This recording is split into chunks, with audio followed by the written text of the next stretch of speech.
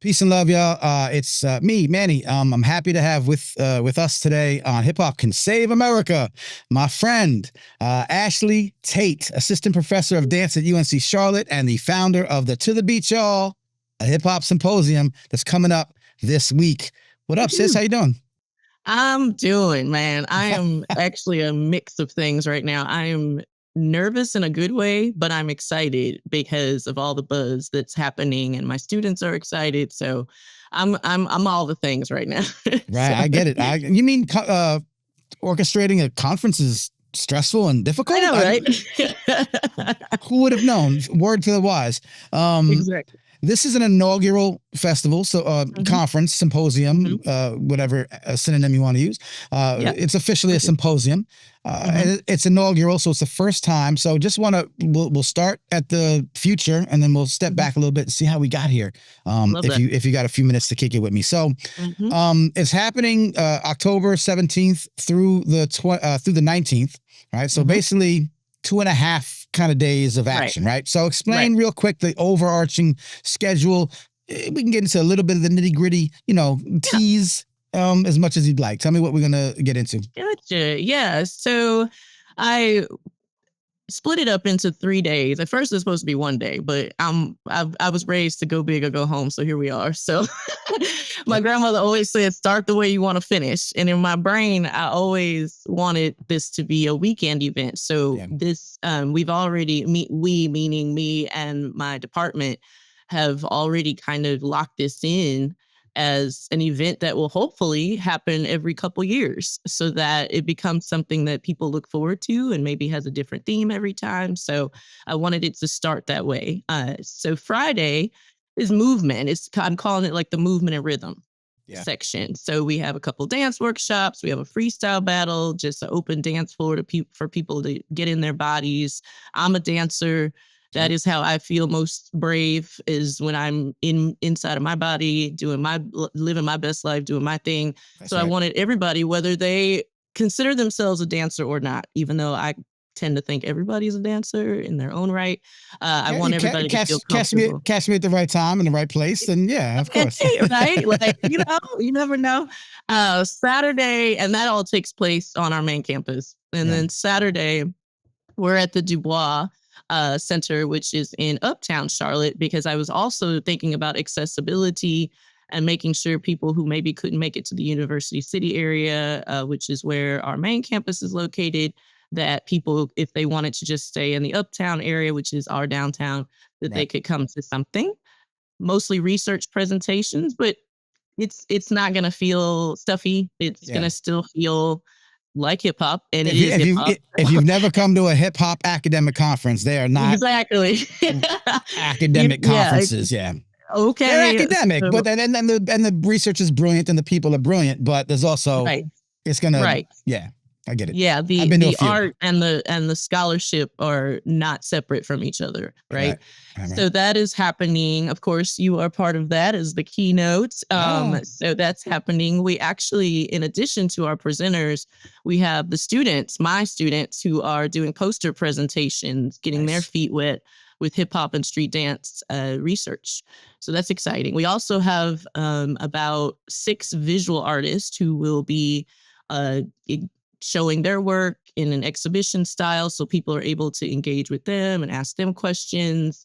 They're all doing amazing work in Charlotte, so I am really excited for that. So Saturday is our kind of culture, industry, research time. And then that evening, back on main campus, we have a concert just featuring, let's see what we have. We have music from 2 to 3 MCs right now. We have lots of dance, of course. We have a poet. And then we have my good friend who's DJing throughout the whole thing and performing. So I'm excited about that. And then Sunday, we have more panel discussions, more networking, talking to each other.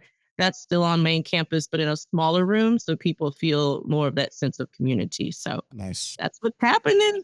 I love it. It's a good packed schedule. Doesn't seem like too much. Doesn't seem like too little.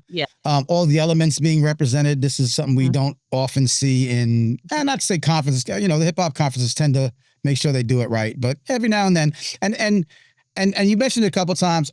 First of all, I want to say you mentioned the theme or the subtext or the subtitle of this is the resistance, power, and voice of hip hop.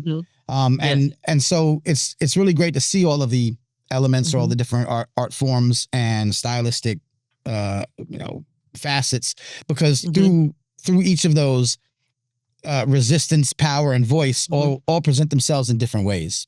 Right. But not any one more than the other. We know that with hip hop, the MCing part, the verbal part, the music part, has always been the front facing, most lucrative, most recognized. This is dance heavy. You are a dancer and the dance teacher. Right. So I appreciate where that comes from. You're a little biased. But I think it's valuable because it's usually not as front and center. I know that one of our presenters who used to do a conference, the great Hpi Hop Church, would do the same thing. Like dance was always part of it. So why the focus on that?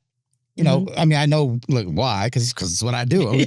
But why is that so right? Why is that so important to folks that don't understand that that's missing a lot? Yeah. And I guess when you're talking about resistance, power, and voice, how important like the body and speaking through it and liberation through movement, like all of that. Yeah. Actually, I just consider hip hop this powerful force for embodied transformation.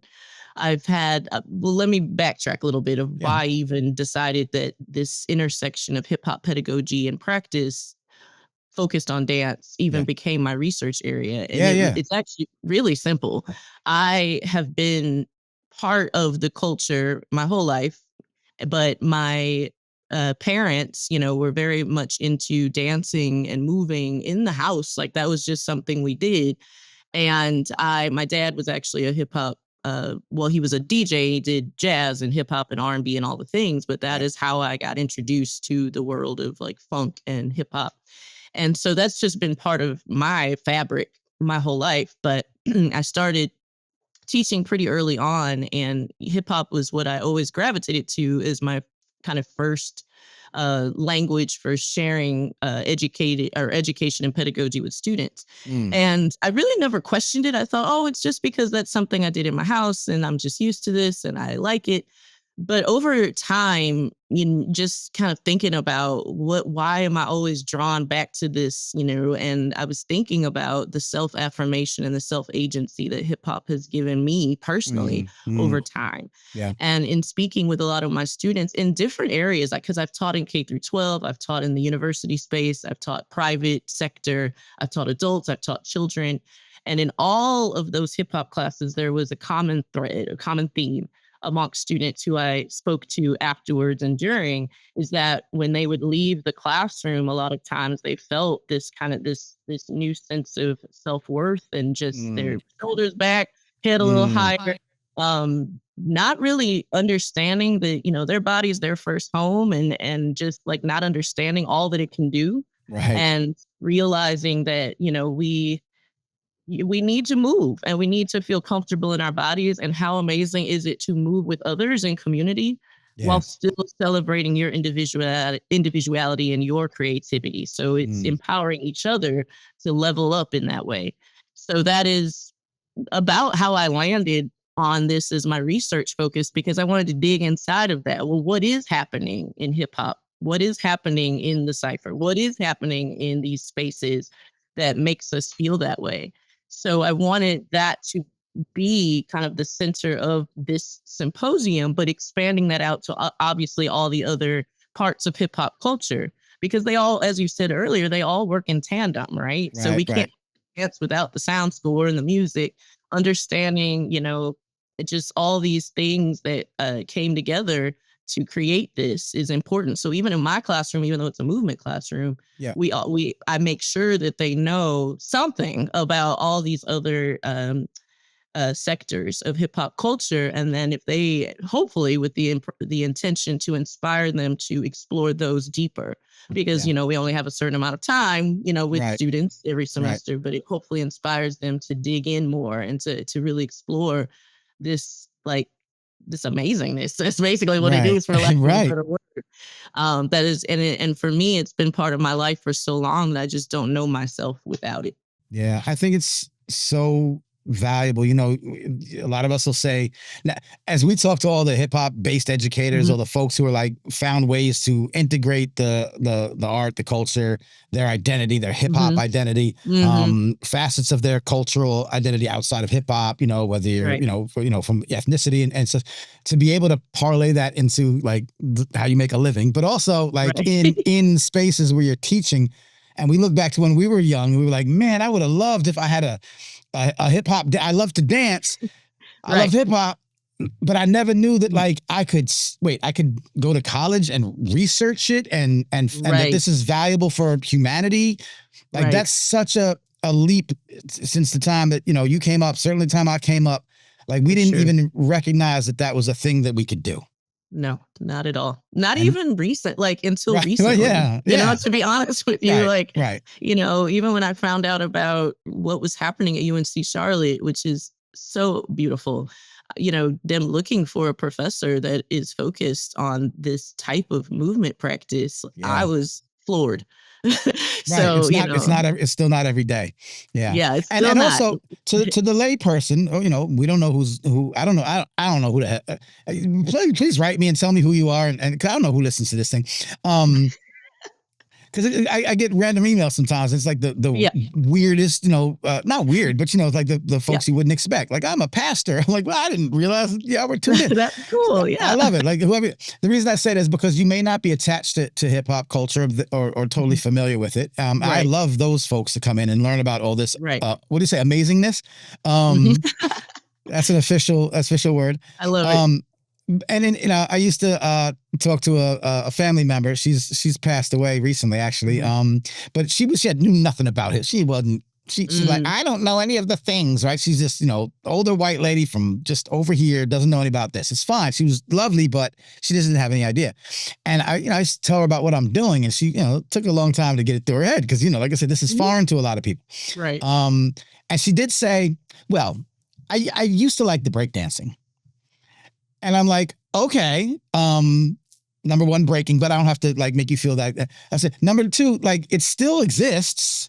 Like it's still a thing. And this was before the Olympics. This was years ago, you know? So, so the two things here is sort of the misconception that all of the other elements, all the amazingness that happened in all these other realms, whether it's freestyle, whether it's lyricism, whether it's DJ turntablism, whether it's breaking. Number one, that those things have been happening and have not become extinct, right? So as we saw with the Olympics, but if you look at Red Bull, if you look at McDonald's, if you look at all the things that have been happening over the years. So number one, that exists and, you know, it's still, you know, permeates through the world. And number two, that's not the only form of hip hop dance. Right. Yeah. So tell just again for the folks that might not understand that those two things. That's totally fine. You know, various hip hop dance practitioners present this different ways, but how I tend to present this is that, you know, breaking is obviously major. Right. But then I'm looking at another, I won't say another side, I think it's just part of, is this idea of hip hop social dancing, right? So some people over time, not me, but other people have called it like fad dances or novelty dances, which could, to me, suggest that it's fleeting. Like it's well, the whole thing is a fad. The whole thing is all of this stuff is going to be a fad. They said, so, you know, but you know, we know that these social dances that sometimes have names, sometimes don't. Right? I'm thinking of like, what are the ones I'm always teaching, like Bart Simpson and Running Man and all these sorts of things. Like, you know, they sometimes are given names, but that is largely part of the culture, right? So often I teach a course called Foundations of Hip Hop. And in that class, that's what we learn. And we talk about, you know, bounce and groove and rock and all these like the base things you need to know. You need to be able to respond to music in this way and find these elements within the music.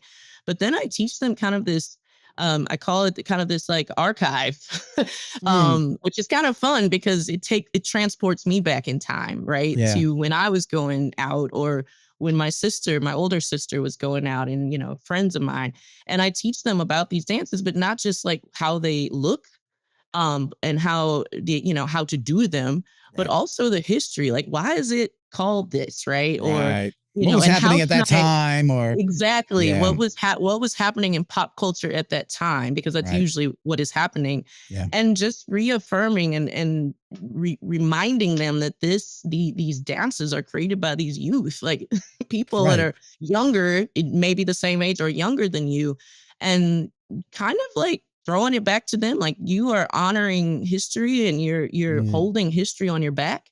And so you're not just, fun is great, and I love fun, I love joy. Those are things that we want to promote through hip hop dance.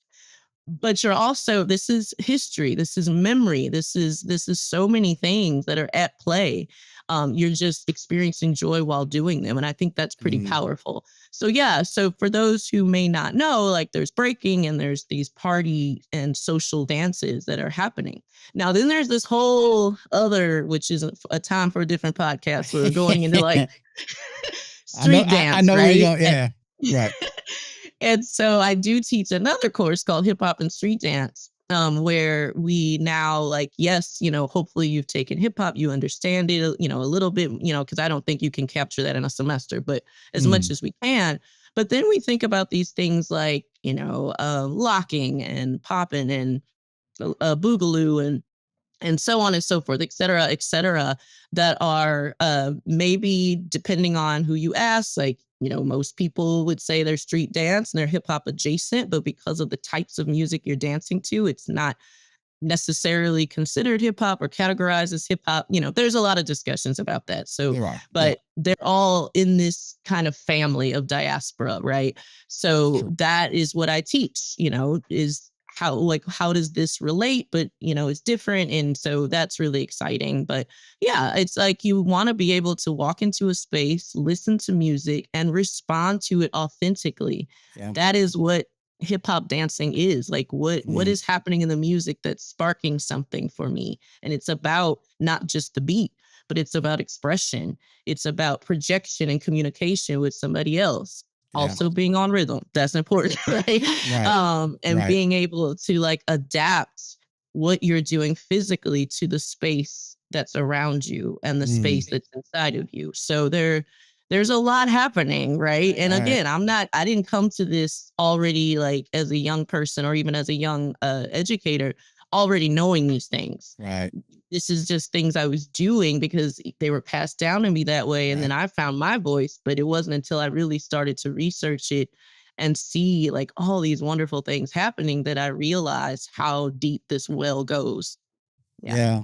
Yeah. And I imagine, again, this is something that students coming in, even though, you know, a lot of dance now in the Mhm. world, Yeah. they don't dance like we used to dance. Like we used to dance at parties. They're doing TikTok dances. They're doing like things, right? Yeah. But even Yeah. those are rooted in sort of a Mhm. historical timeline, right? Yes. And then Yes. so we don't Mhm. discount it, and we also have to amplify the fact that a lot of the TikTok dance crazes are made up by young people of color, and then they Mhm. get kind of co-opted and blah blah blah. So it's all Mhm. part of this giant, Mhm. ecosystem Mhm. that is Yeah. dance. Yeah.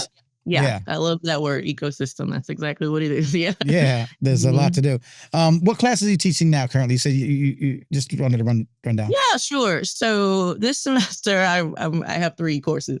Okay. So I'm teaching a new, which is really cool. I'm teaching a 4,000 level hip hop and street dance studies class. It's brand new. We've never had it before, and it's kind of an offshoot topics class that I'm trying out. That is working in tandem with the symposium, Yeah. where the students are doing half movement, half research. So they're learning what is hip hop pedagogy, and Right. how do I use qualitative methods to research this.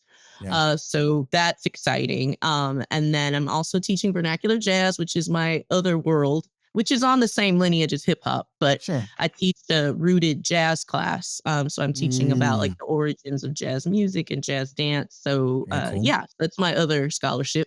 Nice. And Okay. then I'm also, what else am I teaching? Oh, I'm also I have a BS in computer science, and a lot of people don't know that until they get to know me. But I am a little bit of a computer nerd. So I teach a course called Digital Skills for Artists, where I'm helping artists learn how to create a quick brand for themselves, how to build a web portfolio, what goes into a digital resume, things that when you're an artist, a young artist, like you don't have the money to pay anybody to do this. Right. So how do I do basic sound editing, things like that? So okay, that's a nice that's definitely a wide range. Yeah. But no, that's dope. So again, coming back to the symposium, to the Beat Y'all Hip Hop Symposium is coming up. It'll be this by the time you see this, if you didn't watch it way late, which is your fault, you should be having notifications on, because when I drop something, it's timely and it's important, and you can be like, oh, I missed it. And I'm like, well, you should have. The Resistance, Power, and Voice of Hip Hop is the subtitle, the theme of the symposium. 3-day event, October 17th to 19th. How did that come to be? What void did you see? Did somebody come to you and say, hey, we need a symposium? You're the one, or was it the other way around? We're like, nah, we're missing something here. I see that this is a great place for it. And I will aggravate myself for the next 3 months at least to try to put it together. No aggravation at all. No, I tell you, it's so easy. Everyone can do a conference. You could make a conference. I don't know. So no, there wasn't anybody who came up to me, and it was something that honestly I was inspired to do it because when I first moved, the first year I moved here, there was a hip hop, and my memory's not serving me correctly, but I don't remember if it was more than one day, but it was performances and freestyle battle going on in conjunction with a dance festival that takes place in Uptown Charlotte that year. Okay. I think it was 2022, not sure. And I was just amazed at the community of hip hop and what was happening in Charlotte. I mean, I didn't know anything about Charlotte before I came into this position. So I was like, oh yeah, hip hop's happening here. This is great, Right. And so you were from where? Let me catch up. Where were you from, and where'd you come from before you got here? I am from St. Louis, Missouri. Okay. Yes, Midwest. Right. Yes. Right. So yeah, I was really excited about that. But I also wanted it was selfish at first. I wanted to get to know all these cool people in Charlotte and have them in one space. Of course, it's not everybody. But in the other hand of it, I don't want to call it a gap, because I don't want to say, oh, we're bridging the gap between academic. Everybody is a scholar, right? No matter what the background, if you know your thing, you know your thing, right? Yep. So I wanted to just use my platform. And my platform is that I'm at a university where I have the space and some of the support to be able to do this. So I wanted to use that to really uplift what is happening in Charlotte and continue to do so and expose different people to these amazing artists and scholars that are in Charlotte. That's really what I wanted to do, because I felt very welcomed coming in as a transplant.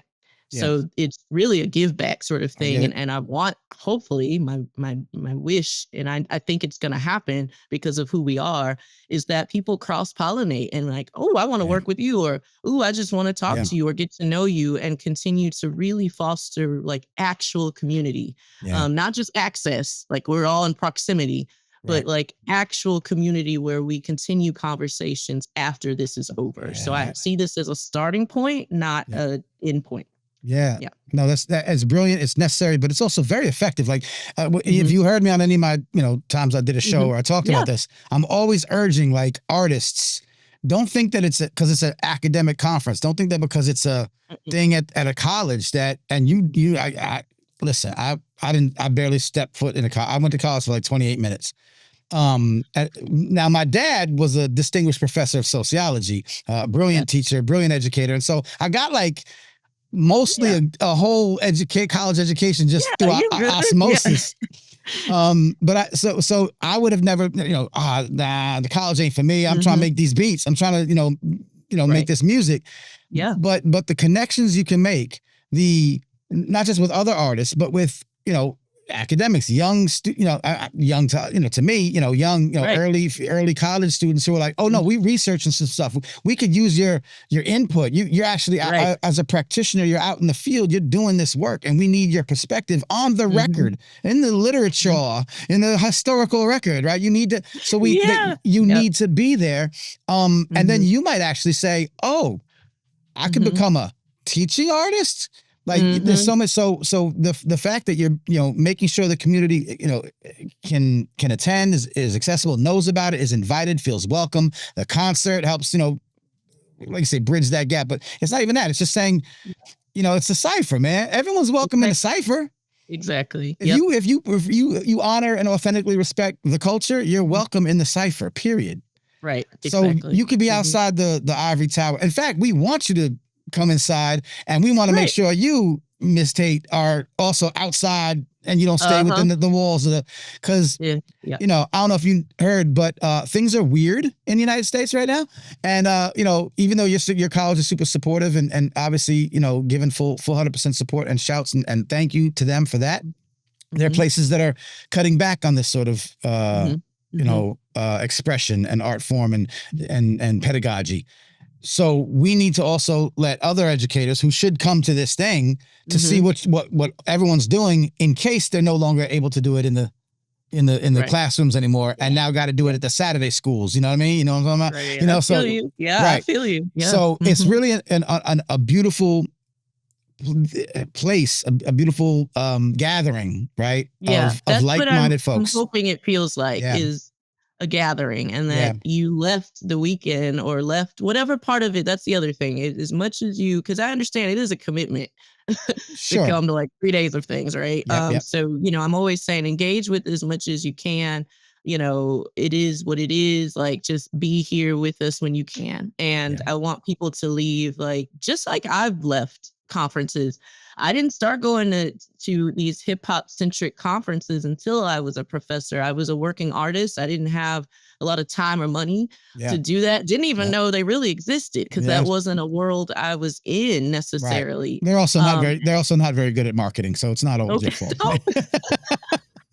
I mean, they shouldn't be. Like I said, we tried. That's why I'm here. So sign up to the newsletter. You hear about them all. That's why we got people like you. There you go.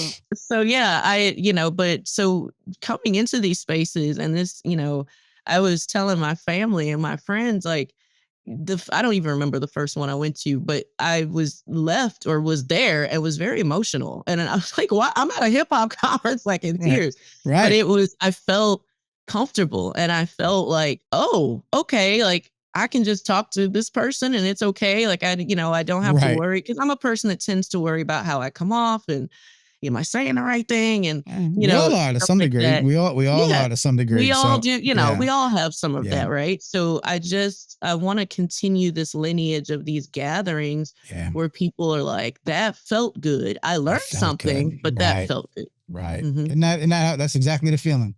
And again, shouts to Asha of Church. Asha's going to be here, right? Yes. She's going to be here, so she's a huge inspiration to all of us. She ran the Can't Stop Hip Hop conference at the Harvard Graduate School of Education for many years. Just showing us it could be done, showing us what it's supposed to be and what it's supposed to look like and feel like. And the hip hop ed folk, where we hung out, even overseas, we hung out, like. But there's something about how hip hop takes a space, right, and makes it like it transforms it. It does, and it makes it of the people, by the people, for the people, for real, like for real. Right. Like you are in your. It's a cipher, and that's the circle where nobody's here. We're all here. Yep. And we're working together. Some of us have accolades, and some of us are just walking in for the first time, don't know nothing about nothing. Right. And but in the cipher.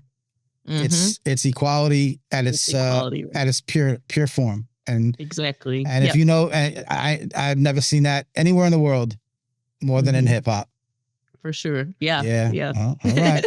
Well, what else do folks need to know? We'll get to the end of the interview type things, where they can, check it out and sign up and all the things. Aisha's one of the other, yeah, I know you have me, very honored and privileged. I mean, this is your first symposium and you're like, Manny, come through a keynote. And I'm like, that's no pressure, but also, it's an honor and a privilege, and I'm gonna try to like really turn it out for y'all. But I'm just one little tiny part of it. I know it's gonna be way more than the sum of its parts. But Aisha's an inspiration. She's great. Who else do you have coming through? Yeah, we have quite a few. I mean, I have to really shout out Mark Sanders and Tyler Bunty, who are basically very instrumental in helping me connect with the Charlotte community. They've been here longer. They know what's up. Yep. So I want to make sure that, Tyler's put together a great group of visual artists that he's connected to. I also know immediately, because Tyler's involved, I know immediately that I will not be the best dressed there. It's just not going to happen. I know, right? I'm just saying. I'll have to step my game up. I mean, oh my God. I'm going to try, but I'm like, right? Come on. I got my one outfit is for the gala in New York. It's for the Hip Hop Museum. That's all I got. So you're going to see me in my Hip Hop Can Save America shirt. Like, that's it. That's all I got. Go for it. Go walk the runway. Make it work, designers. You're styling and profiling. Go ahead. Exactly. I'm going to have that Charlotte gear on. So, we safe. We do it, logoed out. Nigel Malone, trying to think. David Spellman. That's the homie. Yeah. I have his book in here somewhere. Yep. DJ Backspins, Friday Jones. Oh my gosh, I'm probably missing a lot of people, but just it's still coming together. The layout, the exact schedule is not 100% yet. So if you want to know, you really want to know and say who's been added on or who did Ashley forget, you go to. I'm playing. I'm rushing you. It's my fault. Blame it on me. The URL for the symposium is tinyurl.com/to the Beat Y'all Symposium. Mm-hmm. It's long, but it is what it is. The Instagram page is instagram.com/to the Beat Y'all Symposium. Yes. Which I didn't think they let that many letters, but it's great. They do. That's fantastic. And you have to get on the Instagram because my amazing undergrad student Nia Graham designed our to the Beat Y'all logo. She is an undergraduate student who did that as part of her research with me this summer, and also is the one who named it. So let's go. Yeah. So I gave her kind of what I was going for, and she came up with the name. And so I want to uplift this young person, Naya. Fantastic. It is well done. I've seen some less inspiring graphics when it comes to either corporate or academic hip hop stuff. And I'm like, this was good. This is good work. Right. And even how y'all gave me a thing with my name across and like all the graphics. It's nice. It's good to see because I am promoting it because I said these guys are really doing it. So shouts.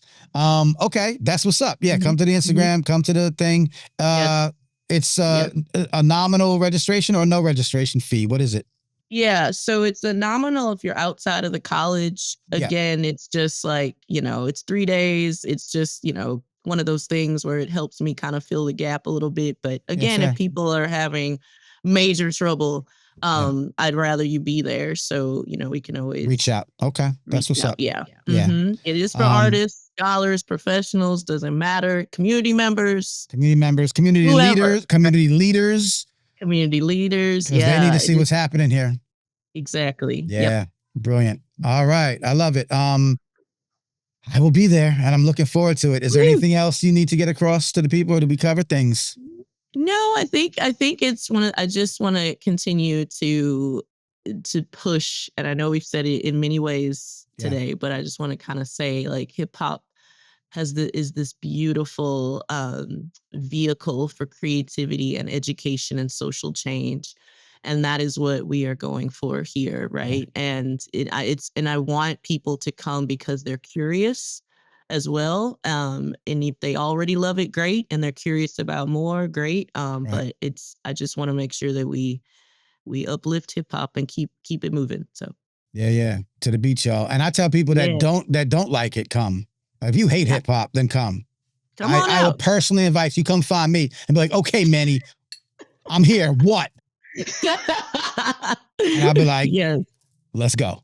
And then right. So very cool. Where can they find you, my friend? On the interwebs and all the places. Where do you want them to track you down?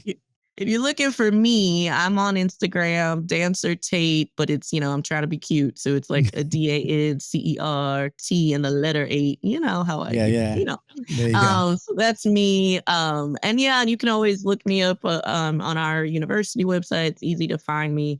Yeah. But I'm not that cool. That's all I have. I don't have a TikTok situation or anything like that. Right. Even though some of my dancers are like, Miss Tate, you got to get on that. I'm like, I'm good. I did the whole MySpace thing years ago.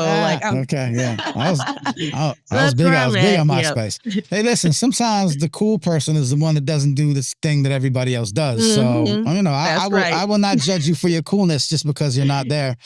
And I'm barely there, so I need to pretend I'm cool too. So okay, very cool. So tinyurl.com/to the Beat Y'all Symposium. Yes. Ashley Tate, assistant professor of dance, UNC Charlotte, the To the Beat Y'all Symposium, the resistance, power, and voice of hip hop being expressed in so many different ways in a 3-day extravaganza orchestrated by you and your wonderful team. I'll be there to keynote. That's all y'all need to know, really. And then everything else is just cherries on top and whipped cream and all that good stuff. I love it. Thank you, my friend. I appreciate it. I'm looking forward to it. Let's go. Thank you. All right. I am Brother Cornell West, and this is Hip Hop Can Save America.